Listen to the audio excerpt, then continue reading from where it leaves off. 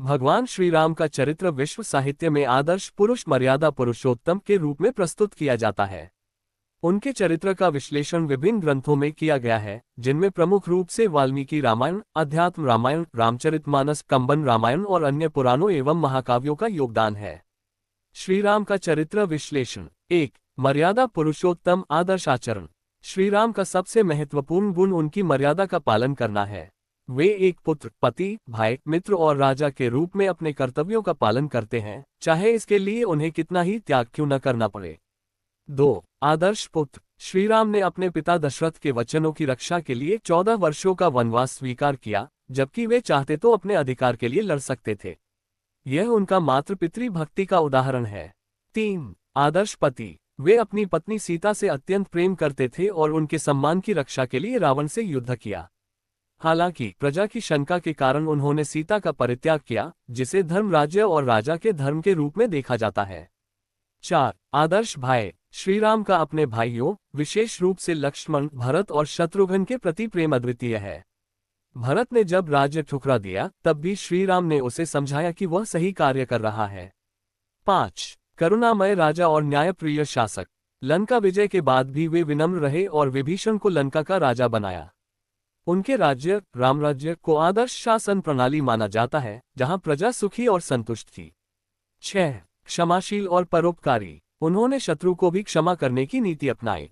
रावण की मृत्यु के समय उन्होंने लक्ष्मण को उससे ज्ञान लेने के लिए भेजा, जिससे ये सिद्ध होता है कि वे विद्या और ज्ञान के महत्व को समझते थे। 7. धर्म और कर्तव्य के प्रति निष्ठा। श्री राम का संपूर्ण जीवन धर्म और कर्तव्य की मिसाल है।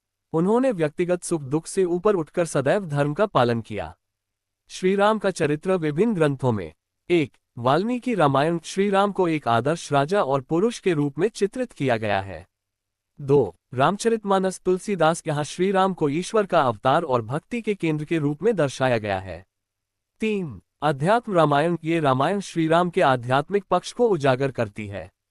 4. कंबन रामायण तमिल महाकाव्य। इसमें श्री राम के वीरता और प्रेमपूर्ण व्यक्तित्व का विश्लेषण किया गया है।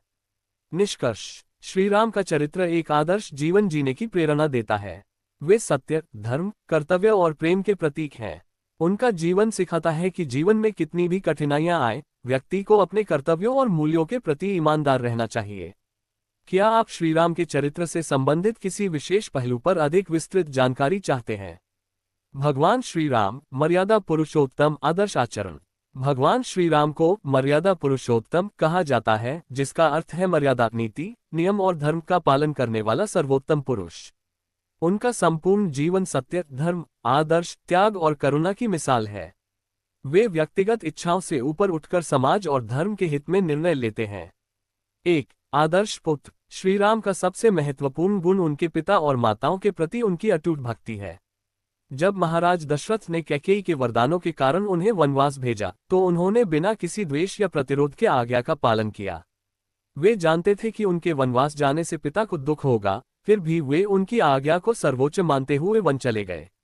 उन्होंने अपनी माता कौशल्या और सुमित्रा को भी आश्वस्त किया कि यह उनका धर्म है। शिक्षा। माता पिता की आज्ञा और सम्मान सर्वोपरि होना चाहिए। 2. आदर्श भाई। श्री राम अपने भाइयों के प्रति अत्यंत स्नेही और कर्तव्यनिष्ठ थे। जब भरत ने राज्य लौटाने की प्रार्थना की, तब श्री राम ने कहा कि राज्य हमारा कर्तव्य है, अधिकार नहीं। जो पिता और माता ने निर्णय लिया वही उचित है। लक्ष्मण के प्रति उनका प्रेम इतना गहरा था कि जब लक्ष्मण मूर्छित हो गए, तो श्री राम अत्यंत व्याकुल हो गए और कहा, यदि लक्ष्मण नहीं रहे तो मैं इस जीवन को भी व्यर्थ समझूंगा। शत्रुघ्न के प्रति भी वे स्नेह रखते थे और सभी भाइयों को समान भाव से देखते थे। शिक्षा। परिवार के प्रति स्नेह और एकता बनाए रखना महत्वपूर्ण है। 3. आदर्श पति। श्री राम और देवी सीता का संबंध प्रेम, त्याग और सम्मान पर आधारित था।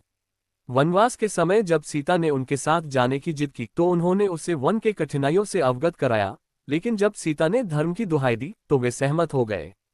जब रावण ने सीता का हरण किया, तो श्री राम ने हर संभव प्रयास किया उन्हें वापस लाने के लिए। हालांकि राज्य और प्रजा की भलाई के लिए उन्होंने सीता का परित्याग किया, जिससे ये स्पष्ट होता है कि वे व्यक्तिगत जीवन से अधिक राजधर्म को महत्व देते थे।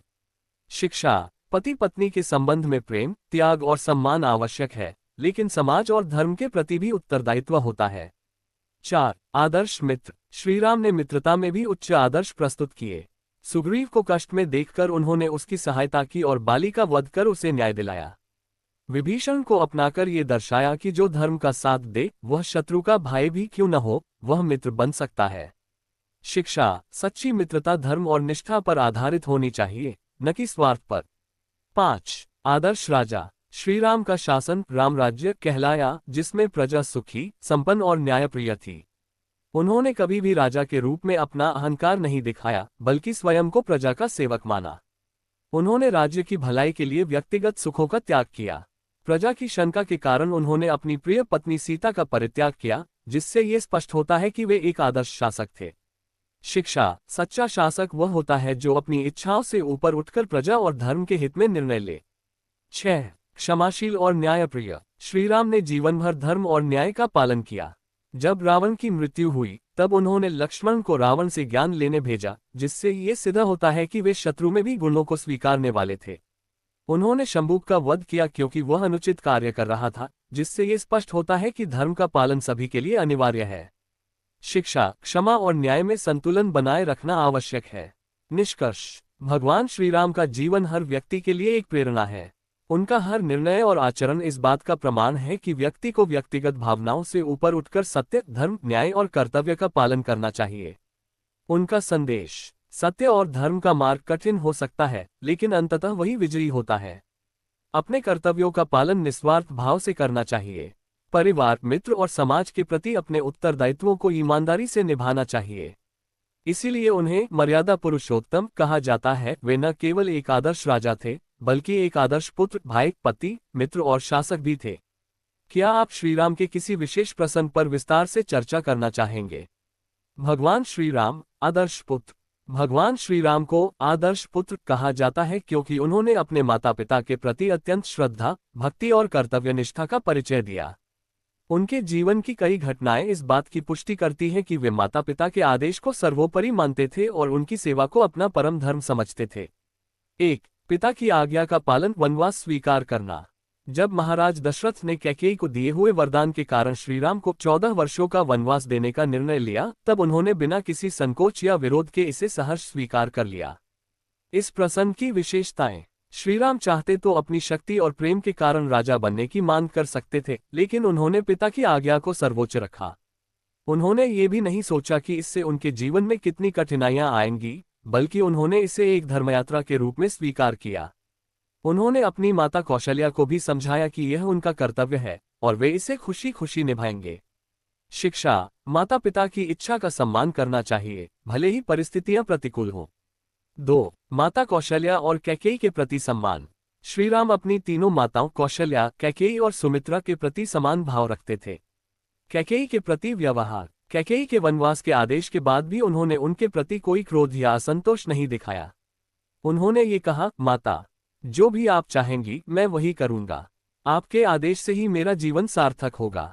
जब वे वनवास जा रहे थे, तब उन्होंने कैकेयी को प्रणाम किया और उन्हें आश्वस्त किया कि वे इस निर्णय से प्रसन्न हैं। माता कौशल्या को सांत्वना। माता कौशल्या श्रीराम के वनवास से अत्यधिक व्यथित थीं, लेकिन श्रीराम ने उन्हें धैर्य बंधाया। उन्होंने कहा, माता, यदि मैं आपके स्नेह में पढ़कर राजधर्म और पिता के वचन को तोड़ दूं तो यह अनुचित होगा। उन्होंने ये भी कहा कि माता, आप मुझे धैर्य और आशीर्वाद दें ताकि मैं अपने कर्तव्य का पालन कर सकूं।